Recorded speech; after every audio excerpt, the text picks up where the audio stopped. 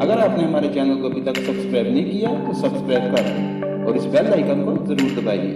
हम आपको लिए चलेंगे आपकी फेवरेट वीडियोस की तरफ।